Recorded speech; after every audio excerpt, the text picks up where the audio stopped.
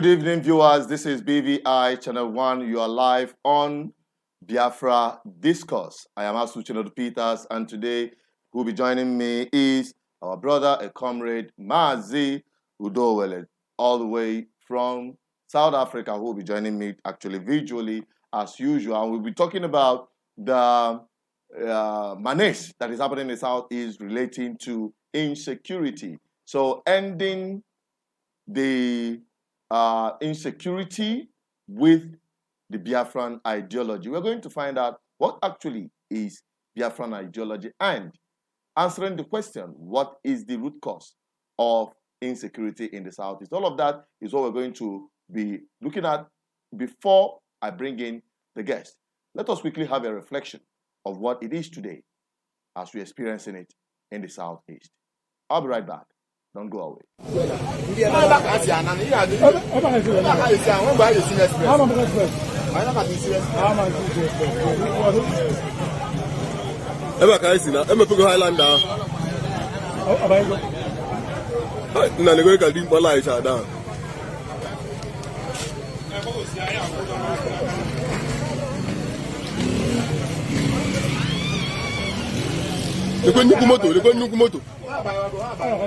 This is Nkwara Junction, Ralph and Direct. The armed robbers have kidnapped about 3 victims with these vehicles.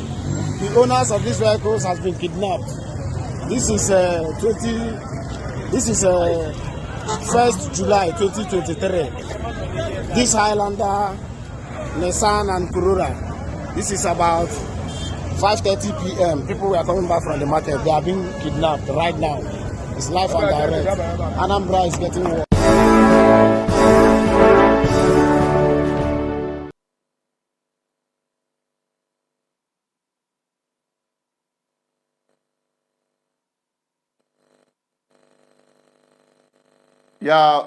That is the video we just showed you, the insecurity happening in the Southeast as we have it today.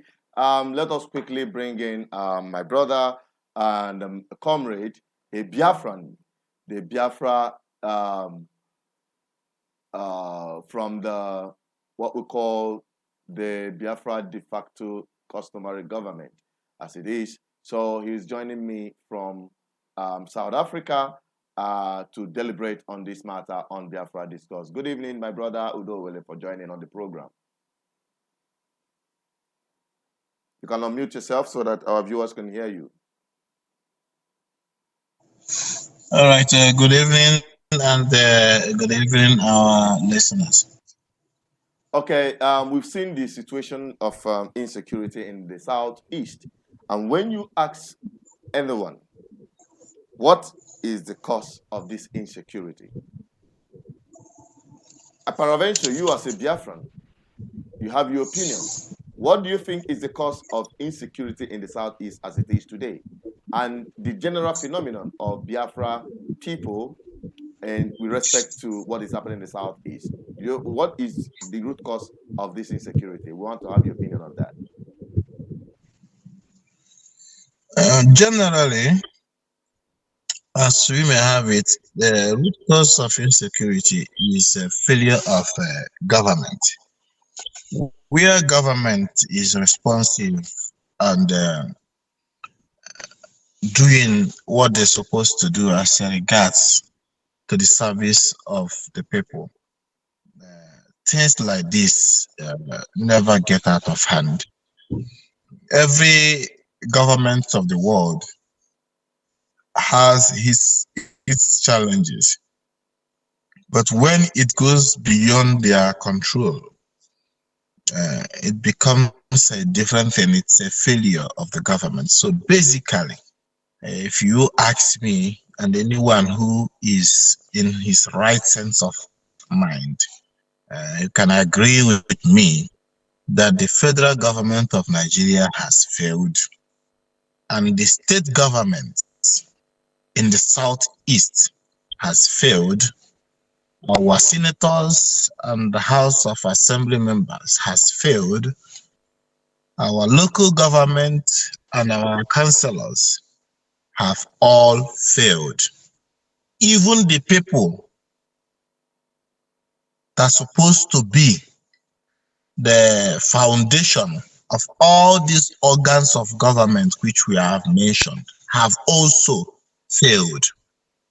Because instead of bringing solution to the problem, we added problem to the problems. That's how I see it. Okay, now you have identified the failure of government that gave rise to the breakdown of law and order, to the point that we are witnessing a massive scale of insecurity. And to be fair to everyone listening to us, and for us to, if I say, okay, drop it on the comment section.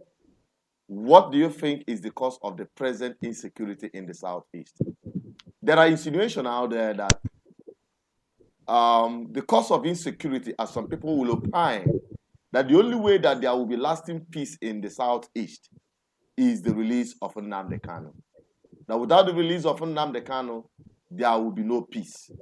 There will be insecurity. And some people have vowed to make sure they execute that threat or position they have taken. So, to you, Udowele, do you buy into that very narrative? Well, I'm sorry to say that I don't in any way, shape, or form adopting such position, because there was a rising tension of insecurity before the arrest of Nnamdi Kanu.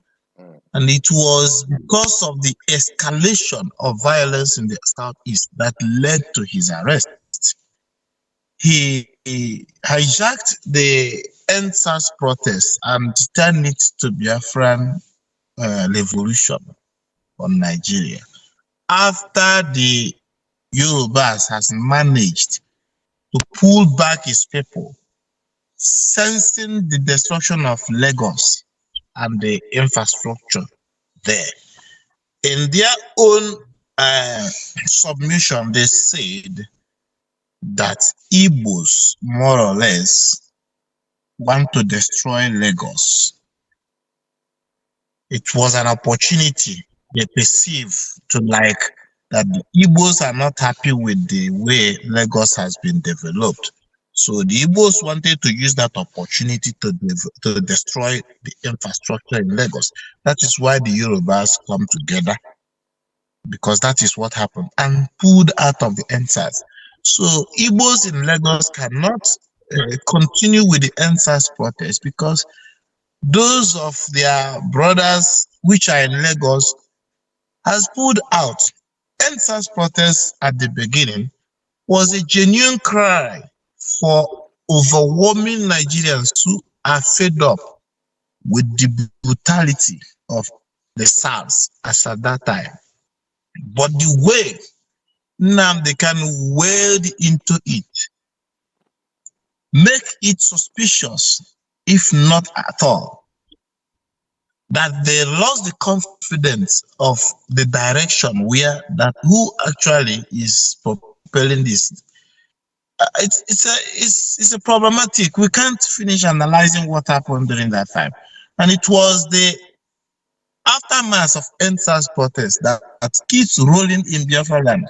After that disappointing outing in Lagos, Nnamdi Kanu now sees the opportunity to start commanding Biafrans, even though initially he said that Biafrans should stay out of it. But he moved in to command Biafrans because he thought this was his opportunity to end Nigeria.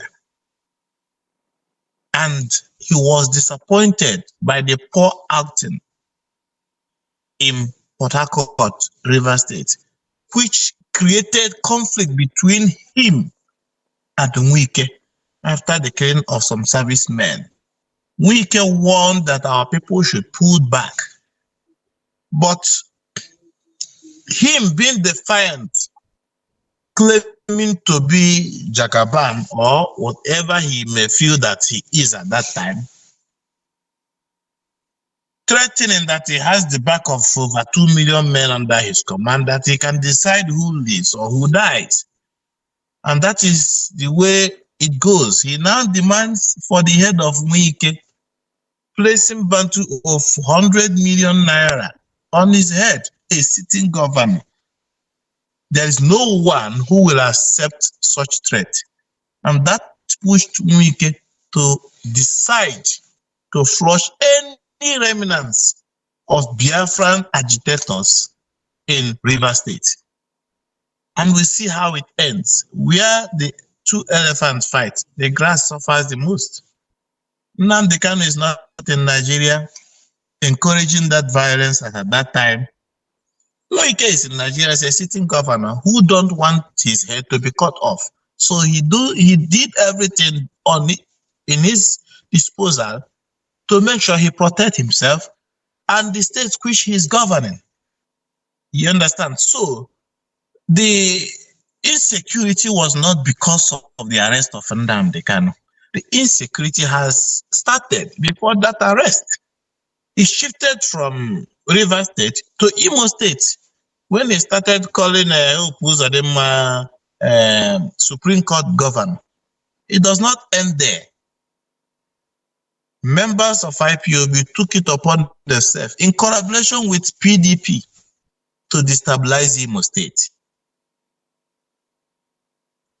Then, I think the government of the day discovered that it's like IPOB want to use Imo State as their base. So it was the activities of IPOB which actually I can say propelled the fourth place, the person who got fourth place in the governorship election in Imo State, to become number one in the Supreme Court, in order not to allow IPOB to institutionalize their base in Imo State. If we are clever enough for what we are fighting for today, if we don't approach it in an intelligent and in a coordinated manner, we will keep winning and losing at the same time. Because if it's not out of foolishness, Ihedioha could have still been the governor of Imo State. But seeing that curiosity and miscommunication that was there, that gave birth to then the current governor, Hope Uzodinma. It did not end there. The people of Imo State could have chosen the most peaceful approach in addressing what happened to them. But instead of that, the criminal elements which has been recruited by Nnamdi Kanu into IPOB prior to 2020 to be causing havoc. It's not only in Nigeria they are doing it. Here, when we go to meeting that time, we used to fight. Threats here and there. We'll kill you, we'll do that. It's happening everywhere in the world. It's so that people are not talking. It's happening. You understand? The fighting did not start in Imo State. It started inside IPOB.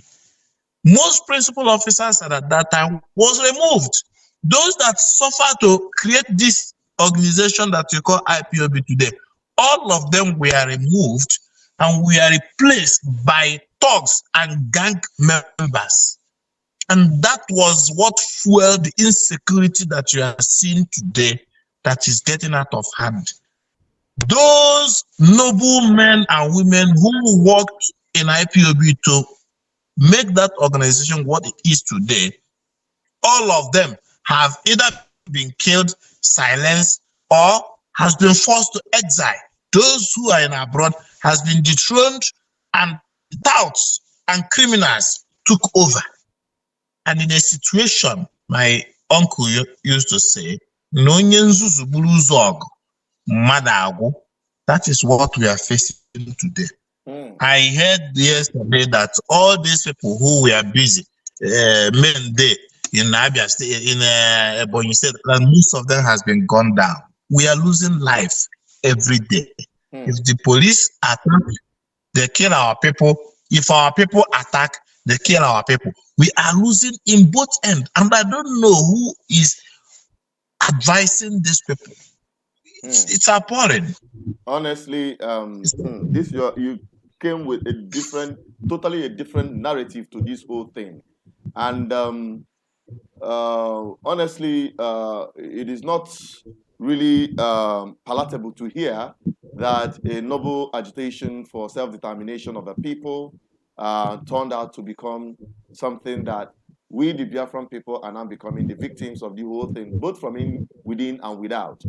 And at the end of the day, there are a whole lot of confusion. Today, we can witness if you ask some people, like I said, they will say if they release Nnamdi Kanu, there will be peace. If they release Nnamdi Kanu, there will be peace.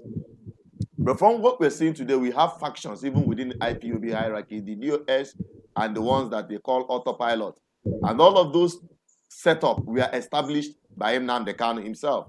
Because anytime you listen to Simeon Ekpa, he will re-echo and re-echo and re-echo that it was Nnamdi Kanu that anointed him and told everyone to follow him, that he is bringing a new narrative in the struggle. And what we are seeing today is the new narrative in the struggle, as some of them, because I've listened and heard some of them comment on the comment section. That's why most of them, they don't like coming on this platform, especially Biafrans, because this is where they will hear the truth that they will not be told anywhere. But nevertheless, we are finding solution to this whole mayhem, because those who are dying are Biafrans. Those whom their livelihood are destroyed are Biafrans. And the land upon which is being destroyed is the Biafran land. And genuine Biafrans must have concern. And I can say, like I said earlier on the other time, I told people in my own analysis that Nnamdi Kanu will not be released with the current state of insecurity, killing, and all manner of mayhem perpetuated by people who say that if you don't release Nnamdi Kanu, they will kill any killable in Igbo land, in Biafran land. They will destroy any destructible in Biafran land.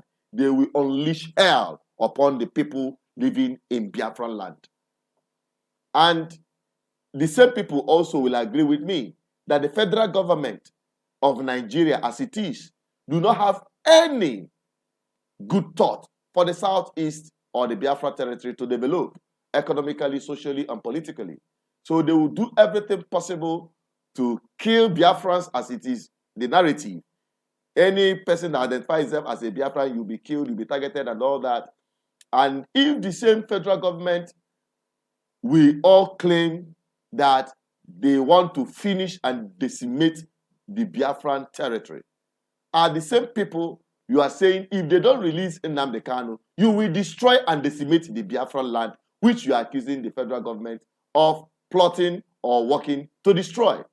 So it is a win-win approach for the federal government, that instead of wasting their time and energy trying to bring in soldiers to kill and decimate Biafran land, let us just hold Nnamdi Kanu there, irrespective of the fact that even the court has asked them to release him. For whatsoever reason they are holding him is a provocation on the part of the agitators who say if you don't release Nnamdi Kanu, we will destroy everything destructible. And I've not seen any inch of any territory outside Biafran land that has been affected. In fact, not even Biafran land, from Igbo land particularly, because when we talk about Biafra, it's not about Igbos. Igbo is just a section of Biafra. We have other ethnic nationalities in Biafra, whether they accept it or not. That is their own business. But when you talk about Biafra, it goes beyond the southeast part of Nigeria today. But the insecurity, the madness we are seeing today in the name of Biafra agitation are all witnessed in the southeast. So let us have a review of some of these things and now have a shift to what we now call the Biafran ideology. What is now then the Biafran ideology? Don't forget that this program is live. If you wish to join in the conversation, you want to make your contribution, you can drop your comment on the comment section. I'll read it here. If you want your voice to be heard on this program, you can also lend your voice, because nobody is all knowing. We are all learning to find a lasting solution to the problem we are all facing right here in Biafran land, because we are all Biafrans and the blood of Biafra is running through our vein. So we're having the first caller calling in from United States of America. Hello, good evening, caller. Your name and where you're calling from in America. Yes, good afternoon from here, and evening to you down in Biafra land. My name is Izuchukwu Okoli, known as Mbadike, calling you from city of New York. And just coming in to put in some input on the discussion going on right now about the insecurity in Biafra land and solution to solve the problem. We all know what the problems are. Setting up a security outfit without consulting the stakeholders and the governance of the land. That's one of the insecurity in our land. And I wish our people can get this into their brain and their mind that what is happening in Biafran land is people taking law into their hands without doing the due consultation on how to set up a security outfit. And for our people to know that what is happening in Biafra land today is not what will give us what we are fighting for. Because most of the people think it's an easy way out to get to our self-determination. Self-determination comes in a different format, which is a law in place that can make it happen. And when you put that law in place, you can be able to navigate the real security outfit. Because what is happening in our place today, as everybody can see it, is our own making. People think that they know better than the other people that are already on the ground. If there's nothing you can do today, as far as what we are seeking for, you must consult people on the ground. You can't do it from the air. As our people have seen what is going on in Ukraine and Russia, it's a reference point. Somebody that is from the outside will come in and telling people from the inside how they will get the job done. It's never worked. You can do it from today till the end of the world. You can never get anything done. So, the host, I thank you for this time, and I'll be standing here. If more questions you want to direct me to, I'll be able to make some input on them. Thank you. All right, let me quickly ask you this before you go and bring in our brother who is in South Africa. Quickly, we're talking about using the Biafran ideology. Do you have any solution using Biafran ideology to bring about the solution to this whole menace in Biafran land? Do you understand this? When we talk about Biafran ideology, many people don't really understand that. Yes, I understand what you're saying because yes, Biafran ideology is like people knowing what they believe in, but they don't know how to implement it into manifestation. Like now, America will tell you America first. It means that they will secure their territory before they can think for some people on the other side of the world. Biafran ideology is, this is what we believe in, this is what we get it, and we know we have rest of mind. But what we are doing today have nothing to do with ideologies, but it's what we are doing today is killing ourselves by ourselves. So you can't call it an ideology because it doesn't make sense. You see, the Biafra or dead or everything that started this agitation, you find that for almost 15 years, no headways. People that can help us to make that ideology to come for fulfillment, there was just out from the movement. And the people that you see saying the Biafra ideology today are a bunch of criminals roaming around our villages and our community. So that's why people didn't understand the difference between ideology and criminality, because the ideology you see today is criminality in Biafra land. You see some areas now people want to do security, and you see some people on the other side disputing about it, happening. So how can you tell me these people are participating or playing Biafran ideology? It doesn't make no sense to me. If it does make sense to you, please. No, what you're saying actually is that the ideology they are propagating is anti-Biafran. It's not actually the true Biafran ideology. It's anti-Biafra because if you really care for that ideology, number one, you have your people at heart. What will we do in pursuit of Biafra that will make our people more comfortable, better than the Nigeria that we are in today. But when you look at the, what is transpiring in Biafra land today, you find out that it's criminality. It's nothing like ideology. Ideology is what will favor your people, not what will kill your people. I agree with you. I agree with you totally. Now, let me quickly bring in my brother Udo Wele, who is in Germany, to have his own input on this very issue of Biafra ideology. Hello, Udo Wele.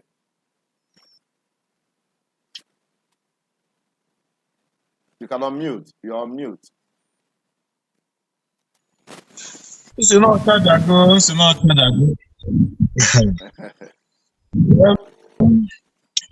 Onye gwa no ya ada ya otu atata.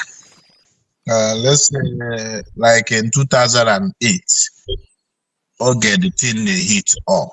Onye gwa na ya gbacha ya bụ ọsọ ka dimkpa. Bịa ụwa na onye abayere ekwe. Maka na anyị kwọchara aka etinyela enwe aka o efemela anyị all these years mkpọtụ niile emere ebe end up bụ na onye a na-ezu ohi ghọziri onye ohi. To start with, Biafra as an ideology, you will find out first of all why is Biafra in the first place. Biafra was as a result, Biafra came into place as a result of the excess killing of the people of the former Eastern Nigeria. After the coup, January 15 boys and counter coup that installed Aguiyi and consequently General Yakubu Gowon, our people were massacred throughout Nigeria except in the eastern region. That was what propelled Ojukwu to proclaim a demarcation of boundary between the Biafra people and Nigeria after a consultative assembly mandated him to pull them out of the Federation of Nigeria. Biafra, as it stands today, was a fight for survival. It is not a fight for destruction of his own people. So if you understand that Ojukwu did not declare Biafra to kill our people, he declared Biafra to preserve the life and livelihood of the people living in that territory called Biafra. And now you should review what your activities are.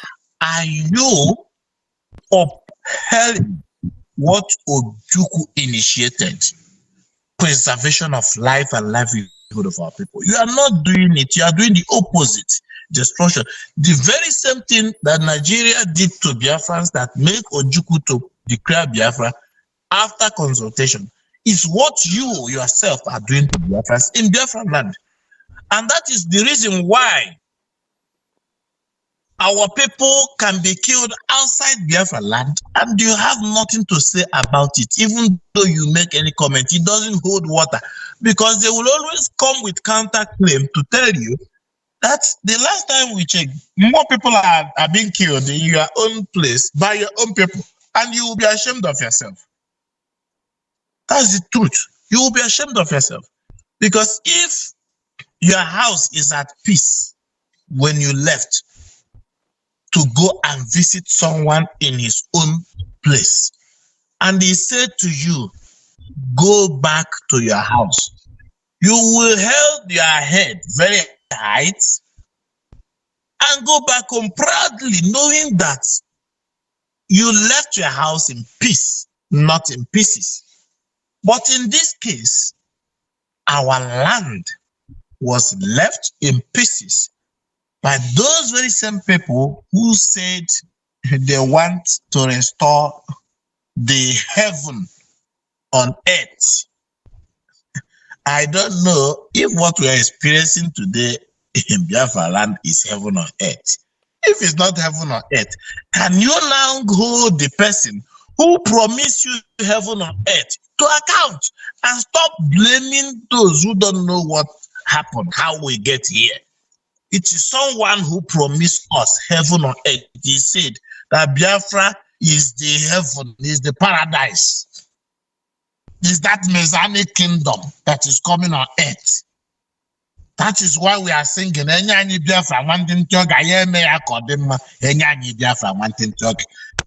the last time you heard people singing that song? Both in autopilot and ipob. When was the last time you hear people sing China? They are all ashamed of themselves because they don't know how Biafra will look like anymore. They have lost the vision. The vision every one of them have now is destructive. I don't know if you are getting me. No, the ideology of Biafra, the ideology of Biafra is for preservation of life, not what we are seeing today. That is exactly what it was, and that is what it should be, to preserve life. Because I remember Ojukwu said, when you cross this line, you are safe. Talking about when you enter the Biafran territory, you are safe. Wherever you are being accosted or killed, when you come home, you are safe. But today, our own people are running away from Biafran land in order to be safe. That is an irony. That is a complete opposite of what Biafra truly means. And also, Biafra is about innovation. Because we knew the very few times Biafra existed, the very little moment it existed, it was able to create a lot of progress. Even where Nigeria up to today is still struggling, they were able to refine their crude. They never lacked oil or petroleum products. It was on sufficient supply. They were able to refine their crude. They were able to create their ammunition they used in the war. And they invented a lot of things. So when we talk about Biafra, we talk about ideas, innovation, creativity, progress, and people who has what it takes to live a better life and create a better life for themselves. That's an inward development, not an imported development. A development that springs up from among the people. But today, Biafran land is becoming a desolate place. Industries are folding up and businesses are relocating from Biafran land because of the level of insecurity, undermining the very ideology the Biafran people possess. And that is part of the things we want to find a lasting solution, which my brother here, Udo, has highlighted, talking about these governance, good governance, as a way of actually, bringing about a better society, a safe society. Because in the government failures over time, government lapses, and also at most points, playing politics with insecurity. And at the end of the day, our people continue to be killed. The other people continue to fall victims. So failure of government is one identified root cause of this insecurity. Then, on the other hand, we have a section of people who believe that it is until Nnamdi Kanu comes out. In fact, they are accusing Nnamdi Kanu, the so-called followers of Nnamdi Kanu, are now accusing Nnamdi Kanu of being the source of insecurity. That until he's being released, his followers, as they claim, will continue to wreak havoc upon the Biafran people. And today, people are saying, no, it is not the IPOB, it is the autopilot. And the autopilot are saying that it is Nnamdi Kanu that anointed them to do what they are doing. They are commissioned by Nnamdi Kanu to carry out their activities. But we know vividly well that Nnamdi Kanu, being helpless where he is, to a large extent, when seeing what is happening, will not be in control of his freedom. And the federal government, knowing fully well that holding Nnamdi Kanu will help them achieve their purpose against the Biafran people, which is decimating the Biafran land. Now, who loses? We are losing on both ends. And the government of Nigeria, underquote, is winning on both ends. Now, this is an aberration to what Biafra ideology truly means. Now, when we talk about ending this insecurity, we know that what is fueling this insecurity today as it is that some people, especially Biafran enthusiasts, are sympathetic, emotional, and giving this moral support to these criminal activities. And so therefore, they insist and continue sponsoring and funding some of their activities. These are some sources of this insecurity because they are being energized by moral support and financial support they are getting from some people who say they are fighting for Biafra. But the Biafran ideology which we know and believe in is the Biafra ideology of self-determination through the due process of law without killing ourselves unnecessarily in order to get the so-called Biafra we are desiring. Okay, so let us quickly take a caller from the US. We have Honorable Onyebuchi Okpara Ojemba. He's a usual follower of the program. You're welcome to this program, calling from US. Make your submission very quickly. Thank you, comrade, and good afternoon from here, everybody. Good afternoon, comrade. Go ahead. Just to be a very brief, I try to disagree with my brother that was talking before. When you ask question about releasing of Nnamdi Kanu should stop the killing and the violence in Southeast. He said not, no. But for me personally, I believe that releasing of Nnamdi Kanu is the best thing for peace to reign in Southeast. Releasing of Nnamdi Kanu will reduce to the merest minimum of the attack we are having in Southeast, because Nnamdi Kanu initiated both the one they call pilots and the two factions anyway. Everything belongs to him. So when he comes out, definitely there should be a kind of either stopping the violence in its totality or reducing it in its bare minimum. You should understand that Simon Eba, who had been piloting himself as Nnamdi Kanu's spokesperson or whatever, I believe that if Nnamdi Kanu is there, he will not tolerate all these things happening. Remember, Nnamdi Kanu did all this because he wanted to save the Southeasterners. That's what he established all this. And he followed the suit of Amoteko, and the Southeastern governors refused to accept Eastern Security Network because Nnamdi Kanu was involved. If I were to say, if the government want to help the Southeast, to be honest with you, Wait, hang on, Odowele, let him finish and then you can interject. So go on, be brief, so that we have other callers actually, so that we can have them come in as well. Go on, Ojemba. Okay. If the government or this administration want to help Southeast, they have to release. Even if you release Nnamdi Kanu, even if the violence didn't stop, it will get to an extent. He will now tell people what to do. Because he has a lot of followers. That's one thing we should know. You can never really get that behind. So bringing him out of the prison or wherever will be a panacea for peace. And besides, in your opinion, let me ask you a question before I bring in our brother who is here with us, Udowele. Before Udowele interjects, are you hearing me, Honorable Onyebuchi? Can you hear me? Honorable Onyebuchika, are you there? I want to be sure that you are listening, you are hearing what I'm saying. Hello? Okay, we can't hear him. Maybe he's going to call back later.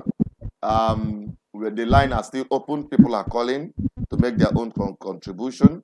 We'll be taking your calls. Let's allow Udowole to interject. You were saying something. You know, he was trying to defend Nnamdi Kanu, that he wants to help the people of Southeast. And he created Eastern Security Network just like Amotekun. But I wanted to clarify something for him because he doesn't know how East ESM was formed. It was not like Amotekun. Amotekun was found through due consultation of Yoruba nation in conjunction with their state government, and they make laws that backed it up in the State House of Assemblies. In the case of ESN, Nnamdi Kanu betrayed even the World Igbo Congress. That's why they are no longer talking. Because it was the World Igbo Congress that convinced the state government in the Southeast that we actually need this security. Remember that World Igbo Congress, which based in the United States, it has a reputation with our government officials when it comes to issue of governance. So our government officials back home normally listens to them. So in that case, Professor Geoffrey was the one who convocated that meeting that raised the first fund for the ESN. After 2 or 3 occasions, he went back. He never convoked any other meetings up to today. Ask this caller who is calling from US. Let him tell us where is Professor Geoffrey and why has he suddenly went root? What went wrong between them, the ESN that they claim that they're supporting, and the governors of the South? Because even P2B said it, that ESN was created by the Eastern government. So what went wrong that makes the Eastern governors to pull back and go and bag? These are things that he don't know, and he needs to know before he starts defending what he don't know. Okay, thank you very much. And we have a caller. Can you quickly tell us your name and where you're calling from so that we can get your opinion very quickly? Well, I guess you know me. I am calling from Germany. Go on. I don't know. Yeah, okay. About the insecurity. Sometimes I used to wonder, because I know you are one of us. You've been living abroad here. You know how things function. And you know the problem, it's like we are pretending, like we don't know what is the problem, but we know it, and we're trying to overlook it, knowing fully well that you cannot. The people have said it, I've told you many times, release Nnamdi Kanu. And you people are complaining about business, money. I don't know, none of us, if you're being incarcerated like him, how would you feel? Okay. And instead of everybody, okay, go ahead. I wanted to ask you, did you watch the video of the kidnapping that happened at Nkwale last weekend? No, I did not.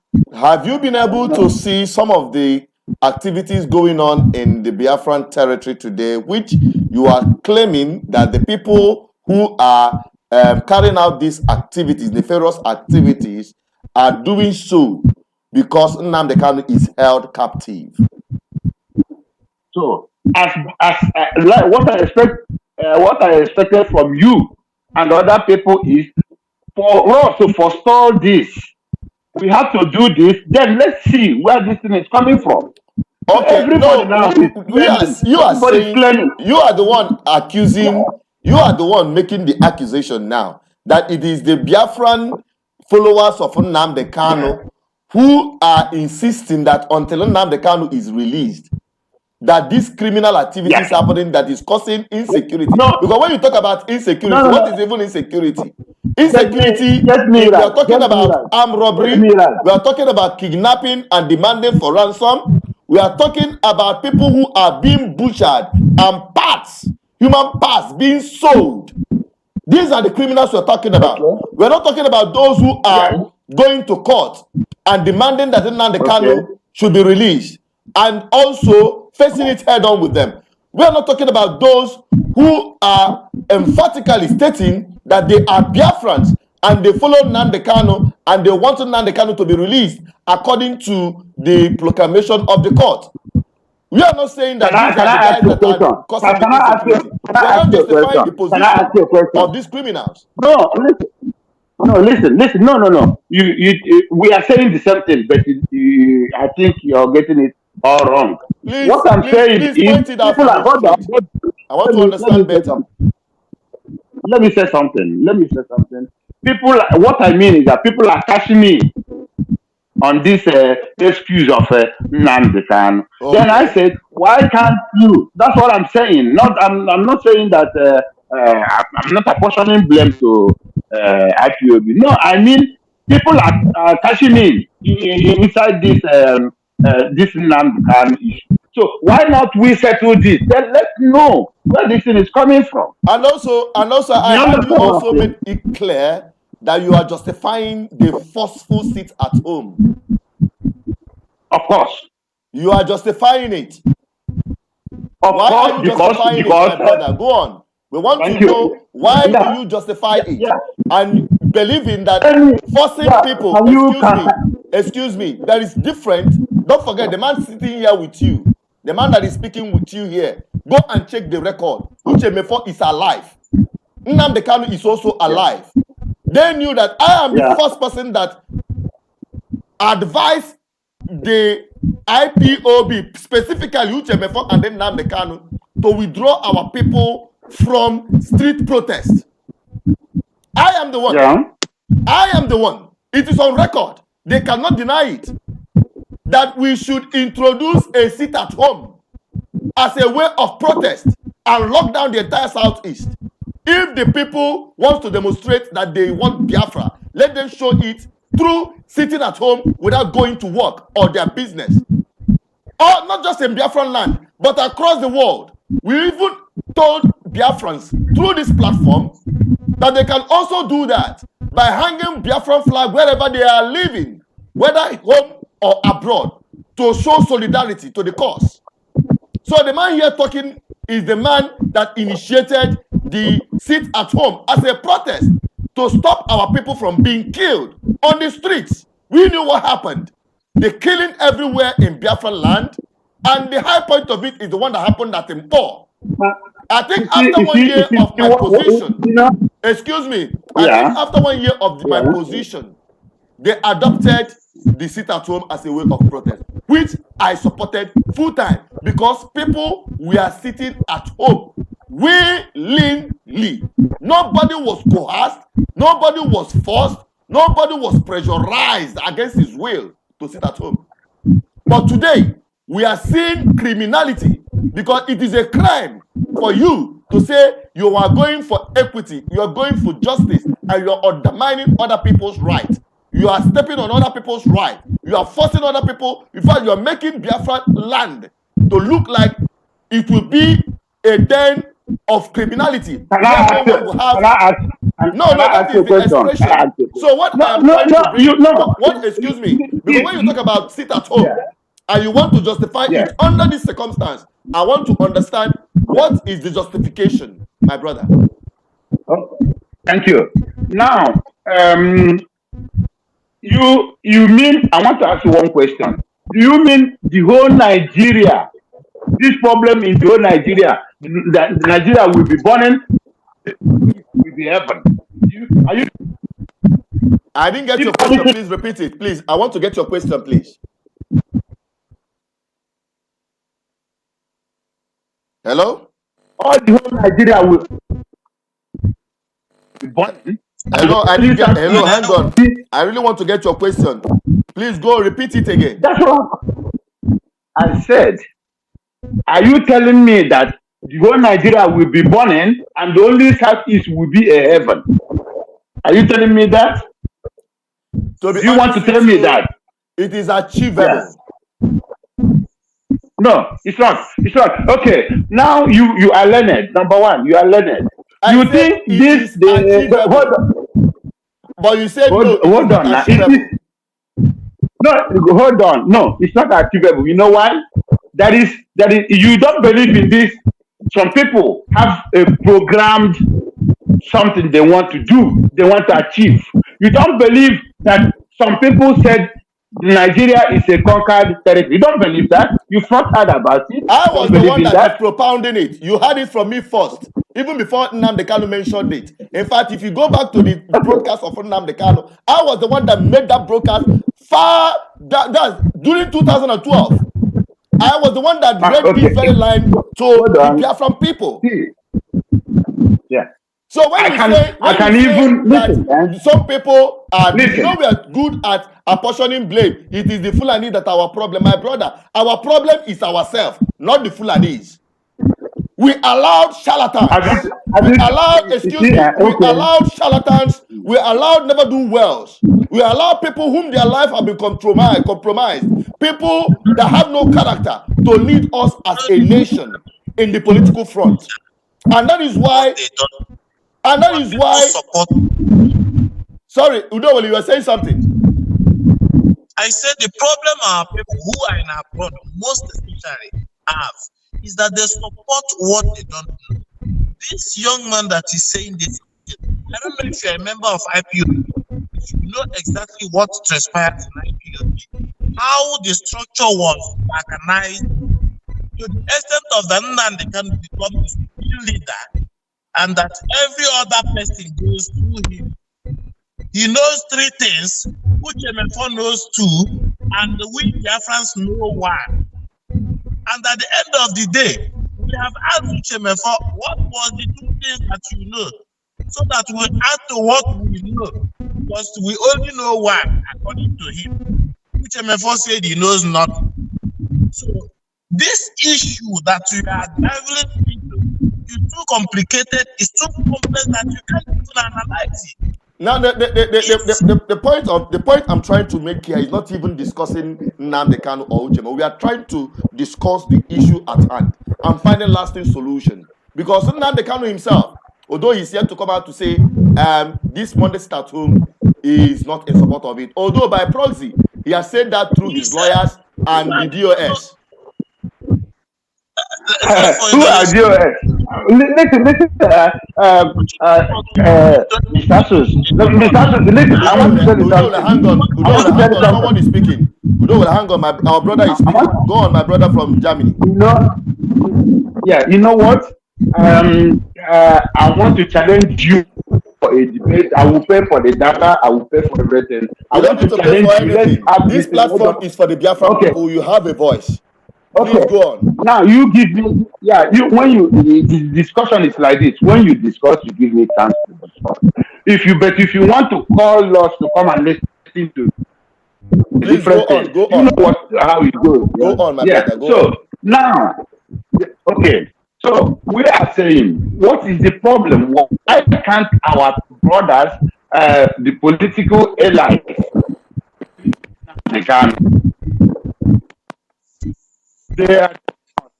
people are suffering. We know that. But the government is heavily. That is why they are fighting. It's not because people are suffering. No, it is a lie. 1,000,000,000% lie that the people are suffering. That's why the government is fighting. No, it is because of the revenue. That's why they are fighting. So if you don't know this, you need to go back to classroom. This is the fact. Yes. You understand what I'm saying? Forget about it. It's not because of people are suffering, blah, blah, blah, blah, blah. No, it is because of the revenue they are losing. That's why they are fighting it. Okay? Who is losing the revenue, my brother? Who is actually losing the revenue? The state and the federal government. What revenue do you think the federal government is getting from the southeast? That the seat at home is stopping. Tell me what revenue, just be very specific. What revenue is the federal government losing because of Monday's forceful sit at home? I want to hear them. Maybe we are missing that. Okay. I hope you know that the state government used to pay in something to the federal government, right? I think you're aware of that. Yes. As tax. Thank you. Where is this money coming from? From the pocket of the governor or from you who have a share in Auto Quad? Is it this money they pay to federal government? Is it coming from your governor's pocket? It's coming from me and you. Excuse me, sir. And the money that the federal government, the state government is paying to the federal government, who pays it? Who collects it? And from who is it being me and you. Okay, all me and you. The Biafrans or choir? No, not anybody. No, not the Biafrans. The people, anybody the Biafrans living in Biafran land and people doing business in Biafran land or choir? Yes, everybody. Yes, everybody.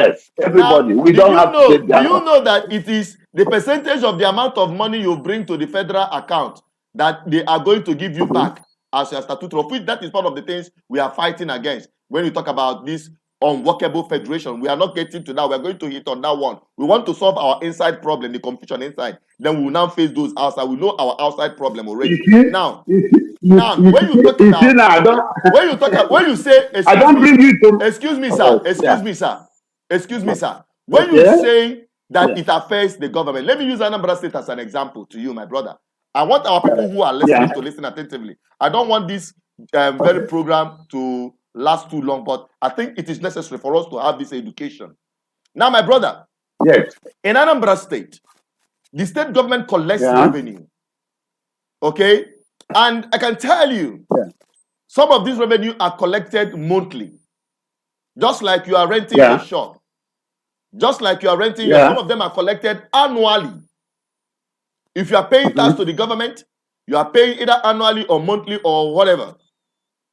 Now, the government do not say, because you are not going to work or you're not opening your business on Monday, that you are not going to pay social, that the money will reduce. If you are paying 1,000 naira, you must pay that 1,000 naira. That is the truth. Okay. So people who can I tell you excuse me. So we that are advocating and asking our people, bring your business back to Biafran land. Bring your business back to Biafran land, because we want our land to start creating jobs for our people. So we don't want our people to be investing heavily outside our homeland. Now, we are having a situation whereby this very thing is strangulating this very opportunity of our own people. In fact, the few that are having their business here are now relocating them outside. And another thing again. Excuse me, sir. Excuse me. And another thing again.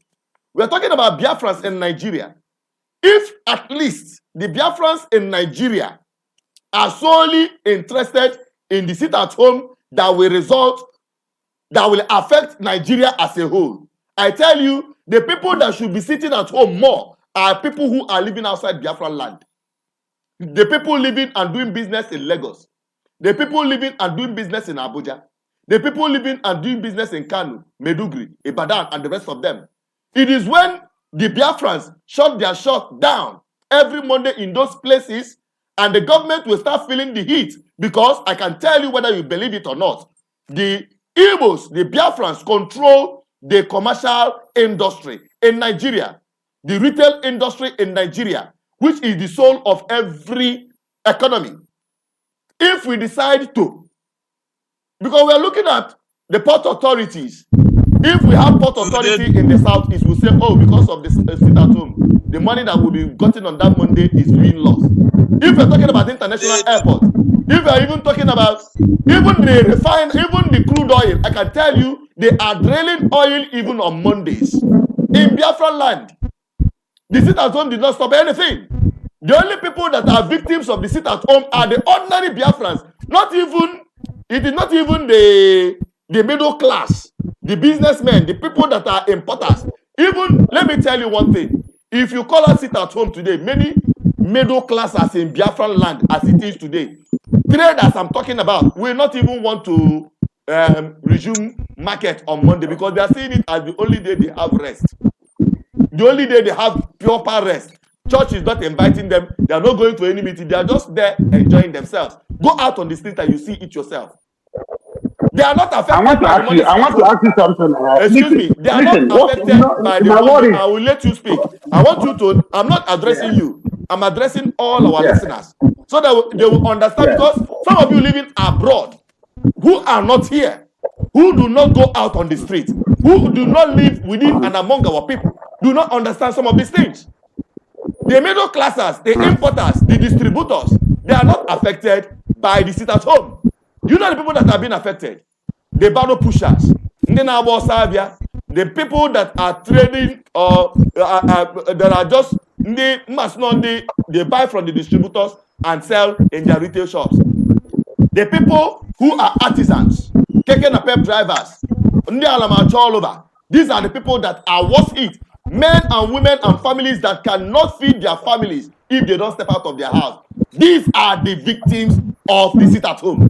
Not the politicians, not the state government, not even an ordinary average Igbo man living in Igbo land that can afford to stay at home for 1 week and will still feed his family. The only impact it is having generally on every one of us as a society is even the children. The children that are going to school. Only 5 days you have to go to school. And that 5 days, 1 day is removed. The development of these children psychologically, it is really going to, when the result will start coming out, our people around the world will start feeling it. This Monday, our young children don't go to school. When they grow up, they are not going to be limited in Biafran land. They must go out. Some of them will go to universities outside Biafran land. And on Monday, their brain are already shut down that it is not a day of work and school. Their psychological development, the destruction it is having on our people, my brother, anyone that is advocating for this sit-at-home is the enemy of Biafra. That is my position. I don't know about your position. Then we'll allow other fellows to come in. Thank you. Can I say something or you want others to come in? Go on. You have the floor now. After you say, then I can bring other people. Let me step down to Igbo what I want you to understand. Ana ndị Igbo na-asị na ọ na-abụ akpọ onye ji ụgwọ oku nchechie ya by force. Ọ na-abụ akpọ onye ji ụgwọ oku nchechie ya by force. Pretend na ọ daa ntị. Ị na-aghọta? And another evening ga-agwa atụrụ gị bụ na oge ọbụla agadi nwaanyị na-akwapụ n'ụlọ ma oke ma ngwere onye ọbụla ga-etinye aka maka ọ ka ha wee biri na ya bụ ụlọ. Okay? So, having said that, tell me why it is difficult for your leaders to bring this guy, our senior father, before he died. He complained they are releasing criminals every day. This problem, what is from Yoruba, this Yoruba guy. He had this problem together with Nnamdi Kanu. You see how Igbo, they play the game. They release him. They released yesterday was backyard. It was released. Now the only charge they are saying is he did not declare his assets. Which assets? And you are there holding your brother. You are telling me business. What kind of business is that? Who is holding Nnamdi Kanu? Is he the Southeasterners? You. Yeah, you. Southeasterners. How are Southeasterners holding Nnamdi Kanu, please? Maze, can I come in here because let's allow some people have joined the discussion. Yes, because hang on, because we have Mbadike joining us from the US. Let's have his own opinion very quickly because this program has taken a lot of time. Sorry, you know, Willie, that some people are overshadowing the discussion, but you have to sit in tight. So let's get other people's opinion as well. Mbadike, let's hear your own thought on this discussion. Yeah, Maze, yes, we have a topic that we are discussing today, but now we're deviating from it, you know. My brother in Germany know what this problem in Biafra land is, but he's an ipob person, so he's dancing around it. I'm sorry to say that. What is happening in Biafra land is our own making. As we're talking now, we are no more agitating for Biafra anymore. We're agitating for criminalities. That's what you see happening in Biafra land today, but I don't know why he's afraid to say it. Number one, he don't want to give out his name. If he really, strong enough to stand ground and debate the issue, he needs to tell people who he is and where he comes from. He don't need to hide his identity if he really saying the truth of what is going on in Biafra land. But he's afraid. That's why he don't want to give up his name. My name is Izuchukwu Okoli. I am from Nne. We are living in New York. That's when you know people are man enough to defend their land, not hiding behind the curtain, trying to defend undefensible. What happening in Biafra land today is no more agitation. It's criminality and stomach infrastructure. He's talking about people in Yoruba land. Every security outfit they set up there was being put together by their government and stakeholders and House of Rep in the whole Western region. We are agitating for Biafra. What are you what? My brother, you have spoken. Can you allow him to finish? I will allow you to speak. My brother from Germany. Let him finish. I was in. Go on, yes, I'm very brief. I was deputy state coordinator, IPOB state of New York, the hottest state of IPOB worldwide. We stand out. We do what we gotta do. But when things went south, you have to call it, you have to call a spade a spade. But that's the problem our people are having today. If you haven't touched somebody close to you, you wouldn't know what is going on. This is no more agitation we're doing in terms of Biafran restoration. It's stomach infrastructure and destroying land and properties. Annually taxes is being contributed by these people you're forcing to sit at home. Whether they sell their goods or they don't sell their goods, they must pay their tax quarterly. So always have that in mind. So what we are doing today, we're just punishing our people. He can never give us what we are looking for. He can never release Nnamdi Kanu, because if you want Nnamdi Kanu to be released, you have to go to Lagos or Abuja to do what you're doing in Biafra land. That's the way you get the attention of the federal. Isolating innocent people in Biafra land that doesn't even have a voice will not give us what we want. Forget that we are in diaspora, we drink coffee, we drink tea, we eat hamburger and the rest of it. So we don't know what people back home are feeling. Our host today will tell you how much their tanker, 1,000 gallons of water costs in Oka or any place in Biafra land. So let's put this thing, we are not here to compete about IPOB or any other group. We are here to find out the problem in Biafra land and how to solve it. All this criminal element has been created. If you release Nnamdi Kanu tomorrow, he's not going to talk about Biafra anymore. Just have it in mind, because it's going to be part of agreement for him to come out from DSS detention. Always have it in mind. So for everybody saying you release him, everything stop.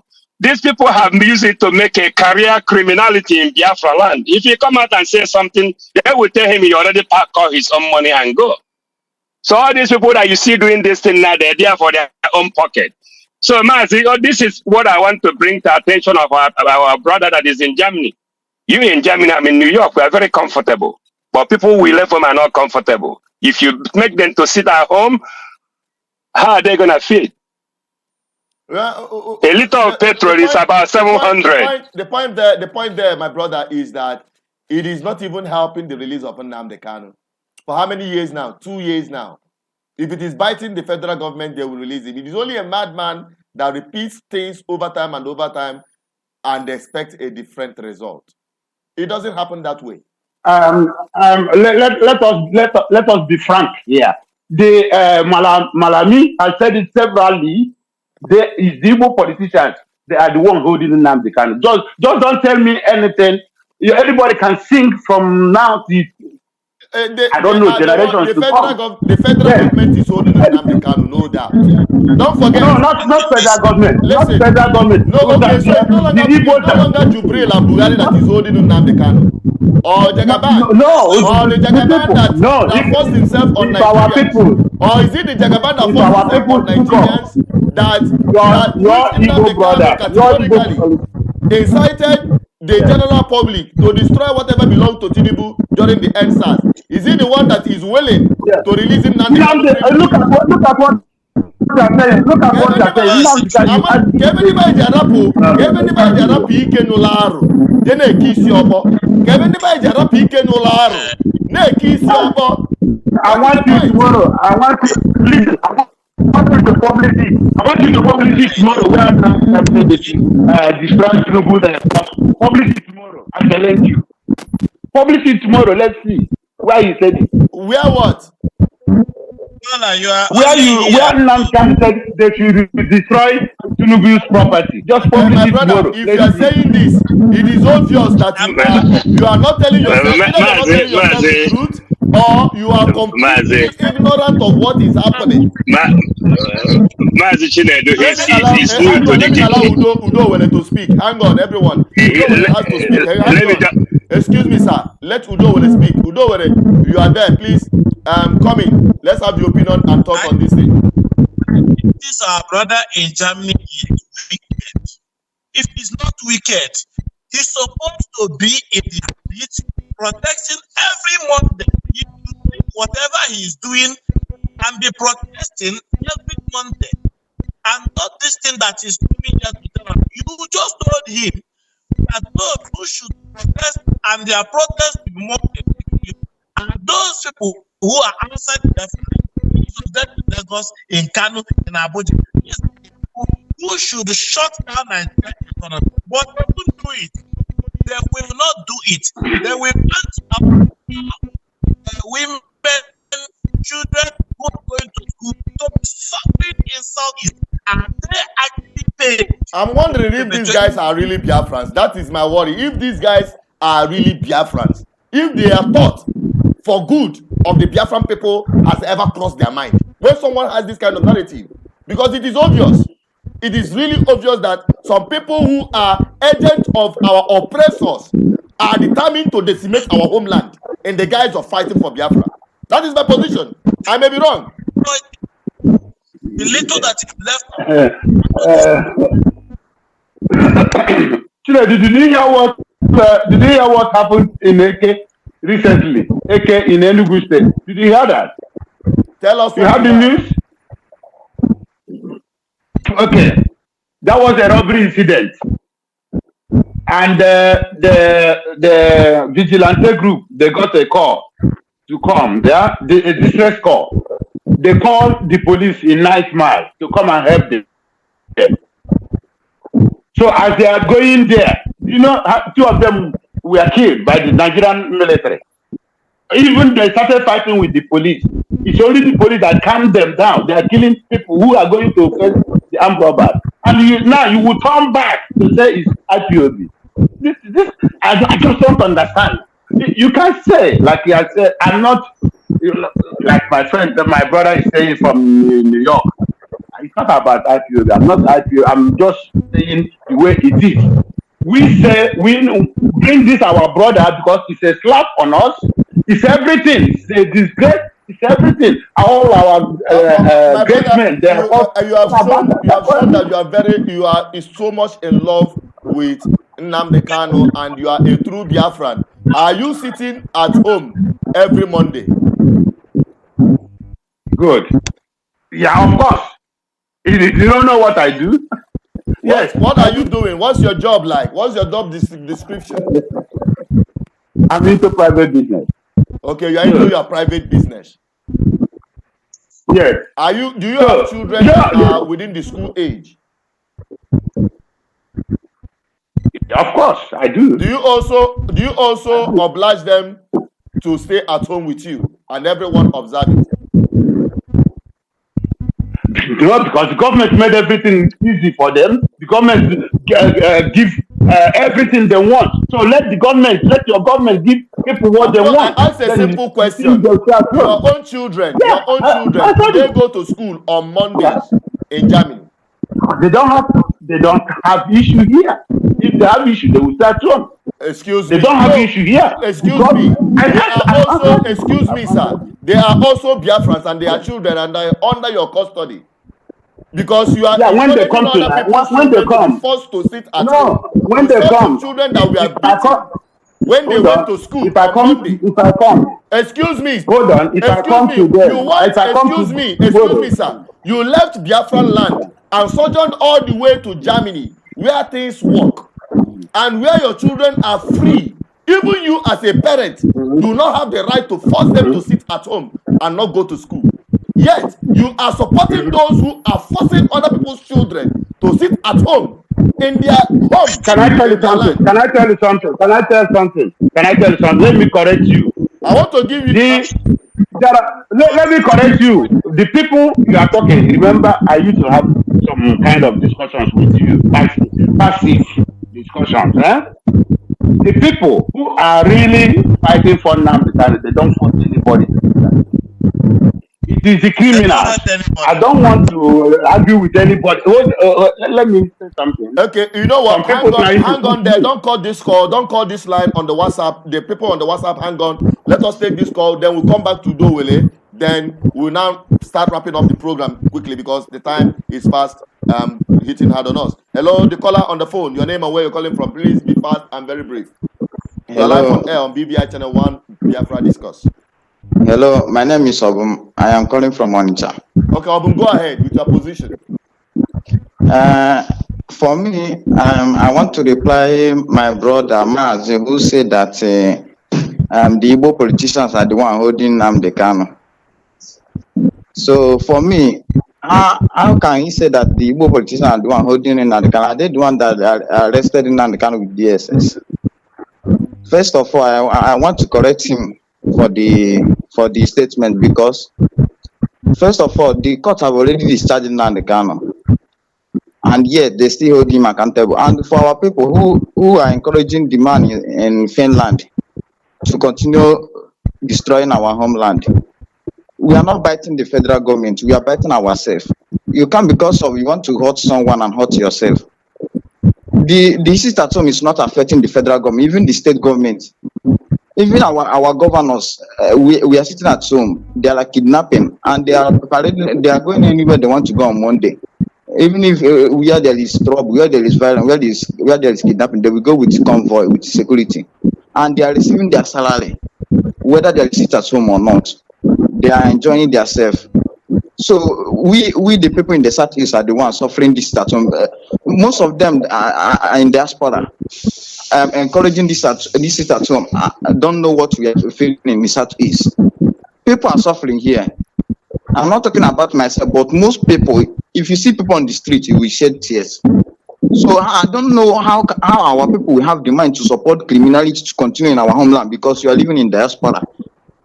People are going into poverty more and more in Southeast.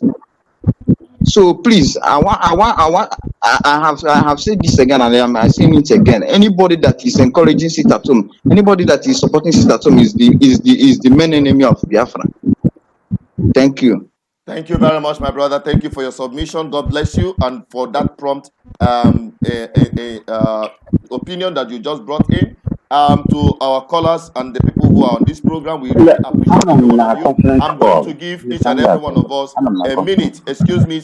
I want to give each and every one of us here a minute to wrap up and make their own submission with respect and proper solution to this very issue we are discussing today. I'll begin with our brother in Germany, then followed by Mbadike, then before Udo will wrap it up with me as we started it together. Please be very brief. We just have 1 minute. Our brother from Germany. Okay, so my brothers, my stand is let's bring our brother out, then let's accept. Oh, some people are still dragging my feet. They are begging for me to take this call. One more call, and it will be the last. Sorry about that. Hello. Hello, good evening, Chinedu. Good evening to you. Please, we have ended the program, and it is as a result of people saying, please, giving me sign, let him go, let him go, let him go. All right, you are here now. Give us your own remark in 30 seconds or perhaps maximum 1 minute. I will not give you more than 1 minute. Okay, no problem. Thank you so much. My name is Dr. Timonini from Netherlands. Once again, I'm a native of Ivita-Aguru in Anambra State. Listen, just two things I want to drop here. I don't want to say much. It is very unfortunate for anybody to bring people at home, in diaspora for sponsoring sit at home. I particularly, if I know when he was accused of bringing in Nnamdi Kanu from Kenya with his own private jet, he said no, it's not his own. It is the private jet of one of his friends. Who is that his friend?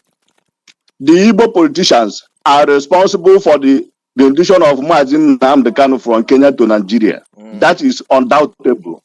Okay. Again, they sit at home. The governors, the present governors, and the senators, and all the political bigwigs in Igbo land,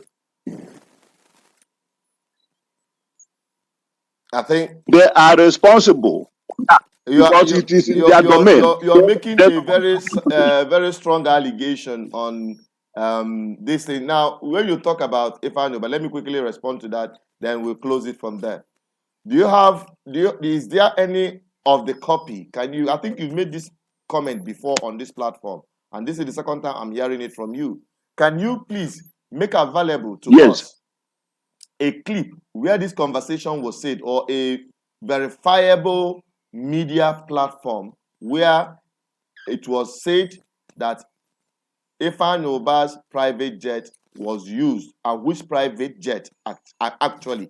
Because when somebody saying it is his private jet, you tell us which private jet actually that he owns, that he used to repatriate Nnamdi Kanu. And when you said he responded to that it is not his own, that is somebody else's own, his friend's own. Please, we would like you to make available to us the sources where you are quoting these things from, so that we will play it on this platform before you make the statement again. If not, we will take it as a false claim. Listen to me, Chinedu. I will find the one I can find for you is where Ifeanyi Oba said that it is not his private jet, but his friend's private jet. Please, I would like you to get me that video. We will use it to discuss on the subsequent. Okay? Thank you very much. Don't worry. I will any kind of allegation that we cannot actually defend. I hope you understand me. But that one is defendable. He made the statement. That's what I'm even saying. You yourself, you might have come across it. Not because I'm saying it here on this platform. Okay, don't worry. When I get across of it, I will send it to you. Please, I'm saying, let me just end it this way. We are not in support of sit at home. We are not in support of sit at home. Don't link those that is supporting sit at home or forcing people to IPOB. IPOB is not responsible for that. Period. Thank you. All right. Thank you very much. And that is the very final one that we've taken. I think we've taken enough time. God bless you for watching. Keep subscribing, keep liking, keep sharing. And until I come your way, continue following what we're doing on this platform. This is BVI Channel 1, where we tell you undiluted gospel truth. And the truth that eventually set us free. Till I come your way on Biafra Discourse. Continue staying safe. Bye-bye.